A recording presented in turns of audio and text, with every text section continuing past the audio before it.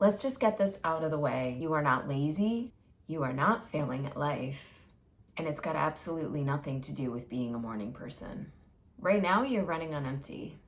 Let's close those leaks. Number 1, sleep. I know. What nobody talks about, sometimes you can't just fix your sleep. Sometimes life has other plans. When one of my parents started showing signs of dementia, I became a human alarm system. Bedroom door open, door chimes at the front entrance. Every creak in the hallway had me out of bed before I was fully conscious. I got good at it, but it meant I could barely sleep. This is also the reason for my extensive pajama collection. I was absolutely not running around the neighborhood in the dark in my birthday suit. Priorities. When you are in survival mode like that, there's no magic fix. There are micro rescues, napping in the car before you go inside. Whether that means before going to the store, before going into home, wherever it is, 5 minutes at lunch with your eyes closed in the car. One of the things that I did was stop fighting the early morning wake-ups. When I wake up, put on a long meditation, and I let my body decide whether I meditate or whether I go back to sleep. I also put my iPad on sleep timer. A gentle show on a sleep timer gets me back to sleep in a few minutes instead of lying there catastrophizing. And I have found the sweet spot for my timer is 18 minutes. Just long enough that it lulls me back to sleep, but not so long that it ends up waking me up. And then I also want to talk about sleeping separately from your partner. More couples are doing this than most people admit. If you already can't sleep, you add one person snoring, one person stealing the covers, and you have a recipe for an actual insanity. I need to sprawl. I need to wake up at 2 o'clock and 1 o'clock and 3 o'clock and whatever other time my body wakes up at menopause o'clock. I need to be able to quietly get myself back to sleep without worrying about someone else. This is you. You're not alone and you're not weird. You're finally admitting what your nervous system has been begging for. This helps me get 6 to 7 hours of sleep a night. After years of running on 4 or maybe less, 6 feels like a luxury. Number 2 is the change. Remember when we called it the change? Like the actual word perimenopause or menopause was too scandalous? And perimenopause wasn't even a concept. You were just difficult and everyone ignored you. Your body is going through something enormous. The immune system is already working overtime. Hormones are doing whatever they want. Your sleep is disrupted. Your temperature is unhinged. And yet somehow the laundry still needs doing. You still got to make the food. When your body says rest, believe it. Because an afternoon on the couch is recoverable.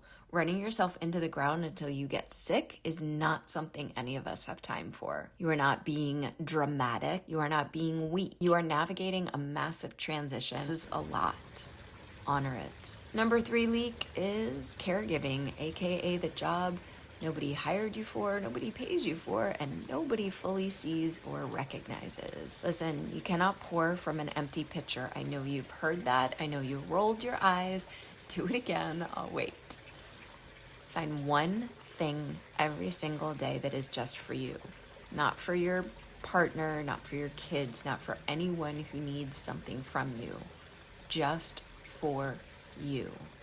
For me, it's my matcha on the patio or my matcha somewhere where I can sit quietly with my own thoughts.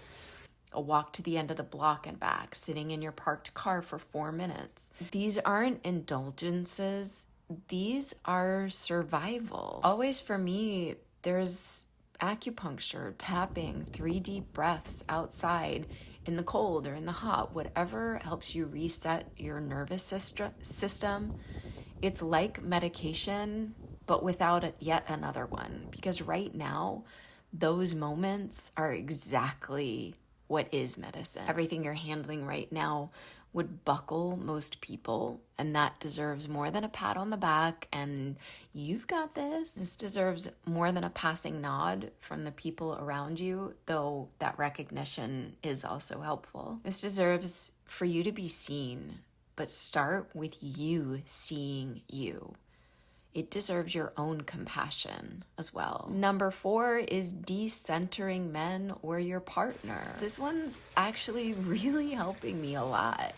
You were sold a lie, babe. The whole you complete me thing is not romance. That's a red flag in a tuxedo. You were never incomplete. You were never incomplete.